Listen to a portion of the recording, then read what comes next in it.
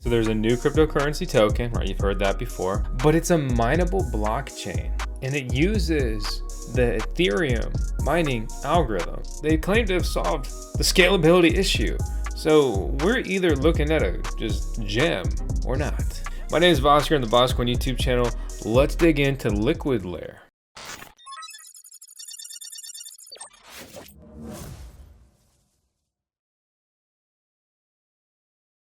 So LiquidLayer reached out and made this video possible, right? Always keeping it 100 transparent with you guys. The future of proof of work is now though. I mean, I'm a miner, I love mining. So like this was a very exciting email to open, at least at the first glance. But as we dig through it, it's a little bit harder to understand. But is that just simply because we're so early? This is a cryptocurrency with a market cap less than $2 million.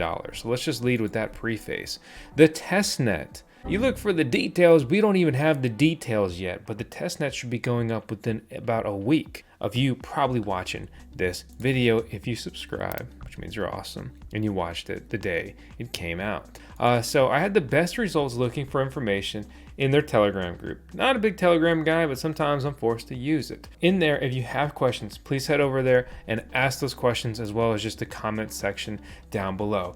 But this is their first testnet for LILA, the LiquidLayer token. But I said the token's already trading. Yeah, that's true. So they've already had a pre-sale. It was very small pre-sale. It was a one-day pre-sale for 15 Ethereum. They raised that 15 Ethereum, 24 people participated, and they got a pretty wild valuation for 1 ETH compared to 1 LILA when contrasted with the current LILA price. Let's take a step back and look at their roadmap. It's Q4 2023 when I'm recording this, so we're in that phase of the roadmap. They had their public sale. They listed on Uniswap. They're entering the marketing phase. They're seeking listing on CoinGecko and CoinMarketCap. They're releasing their documentation. Then their testnet will go live, then an Explorer and a faucet. So they're well on their way. The token's already been deployed. So we pull this up on Uniswap, right? And I'm assuming you know how to make decentralized trades and all that stuff. If you don't, watch our tutorial guides. I mean, I literally have Uniswap guides, MetaMask guides, all that stuff. All the resources are there. I'll link a couple in the video description below, and some other great content creators have similar guides out there as well.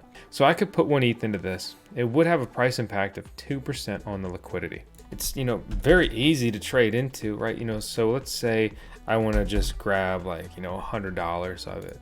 Oh, that's just the Ethereum fees are just ridiculous. So let's throw 0.1 ETH at it, and then we'll look back and be like, wow, what an excellent decision, or not. But that's the exciting part in cryptocurrency. $20 for a trade. Lovely Ethereum blockchain. Oh, how you always treat me so well. So looking on DexView, right, and this is their contract address, and I'll talk more about that here in a second. But we can see the pairing here, 65 WETH, $120,000 in liquidity. It looks like we got a lock liquidity pair. It's up 18.5% from its pre-sale. The all-time high compared to the pre-sale was a 256x. So when we zoom out and we take that wild spike, well, that's where you get that one. And what you can see there, that is a volume buy.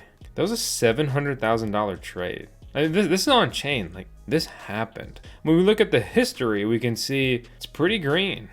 A lot of buys, not too many sells. It's not a shill, it's not an endorsement.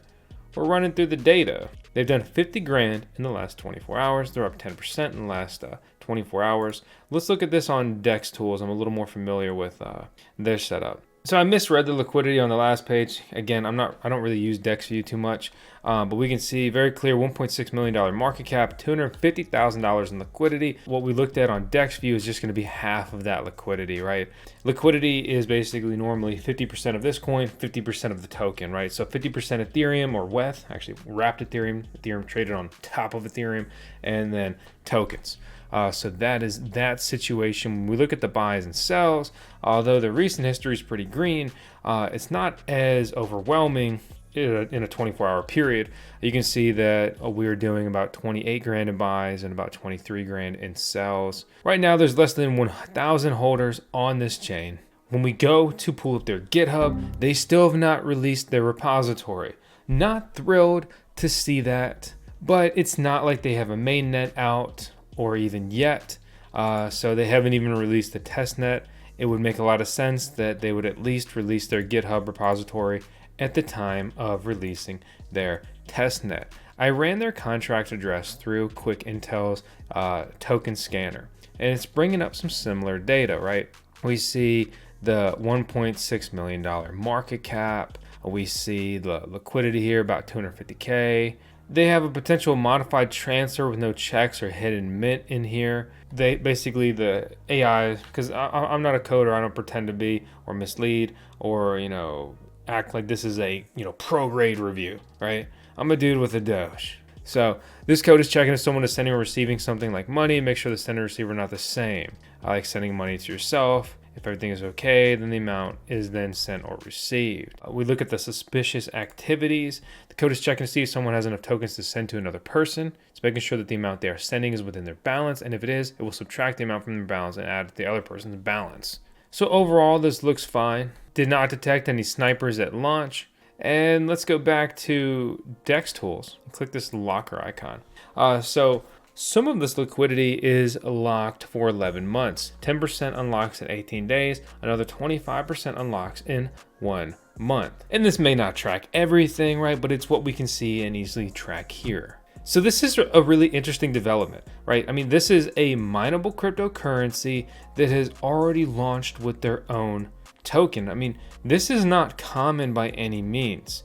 This is nothing short of, to be honest, unusual. There are some concerns potentially with the way they've gone about this. But on the other hand, that accessibility may lead to either one, faster adoption, speculation. I mean, this is truly an interesting cryptocurrency and way to launch, something we haven't seen recently. LiquidLayer advances proof of work blockchains, they claim, with the EVM, Ethereum virtual machine compatibility. So like you can fork Ethereum stuff onto this chain. They utilize an LSD bridge, right? And you're thinking, are we tripping out right now? Well, let's see how they define an LSD. An LSD is a liquid staking derivative, and they have a bridge for it. Innovative mechanism, they say. You can bridge a variety of assets from Ethereum to LiquidLayer. Not limited to ETH, USDC, USDT, DAI, and Frax.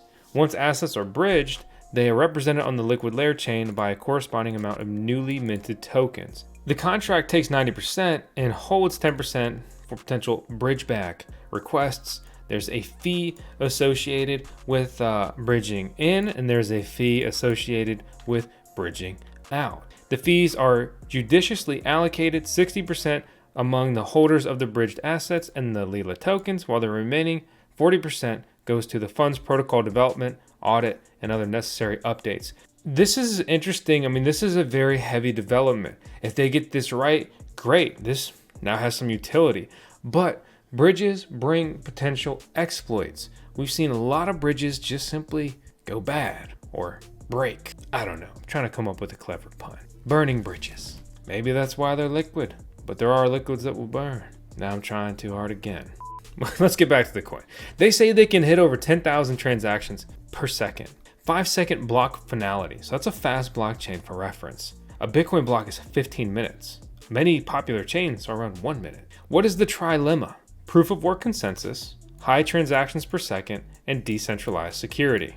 To date, we have not seen the trilemma solved. Some people think maybe Caspa could do that. Or a year ago, people were thinking Cadena was going to be the one to do that. But as it stands, essentially, no one has solved it.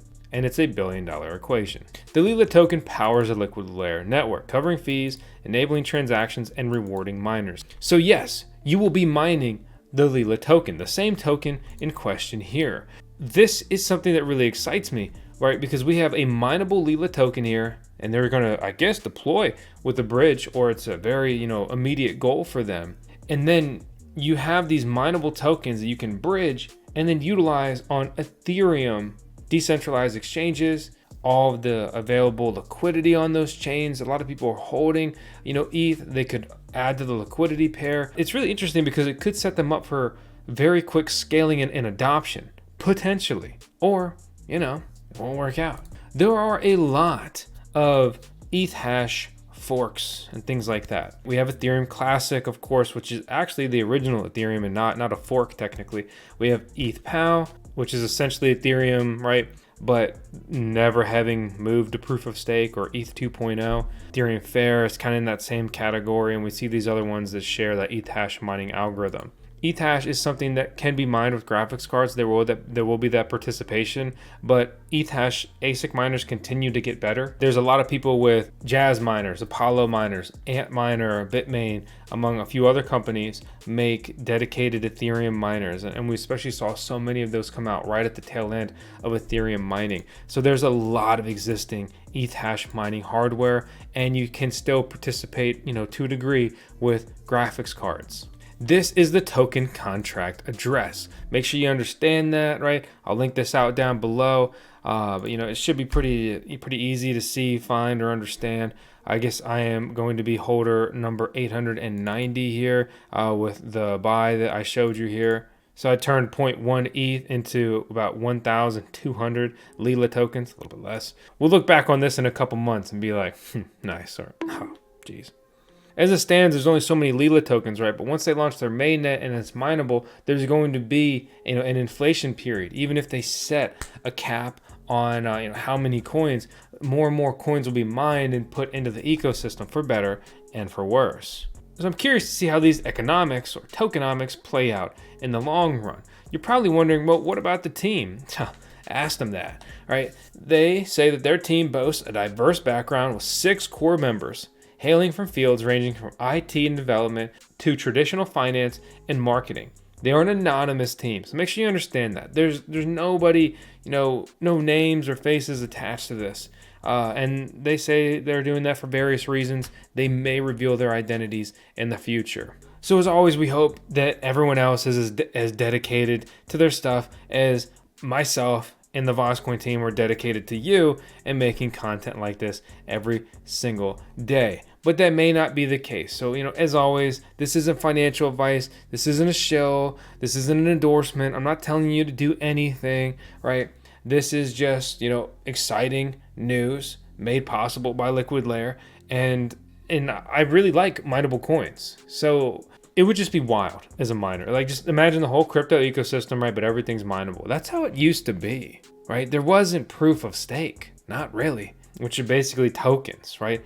And even beyond proof of stake, right? A lot of these tokens are just tokens on top of a chain that's not even theirs. So they're less than proof of stake. They're just a participant on proof of stake. So anyway, I can't help but naturally root for mineable cryptocurrencies. And this is a very curious deployment with a pre-sale tokens already launched and on chain, and then bringing the actual mineable mainnet to market at a later time.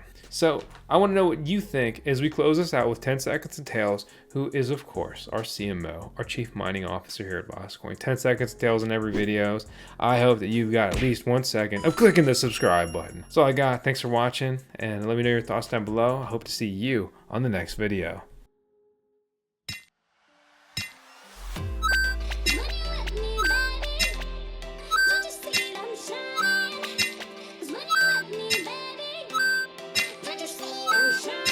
Shine.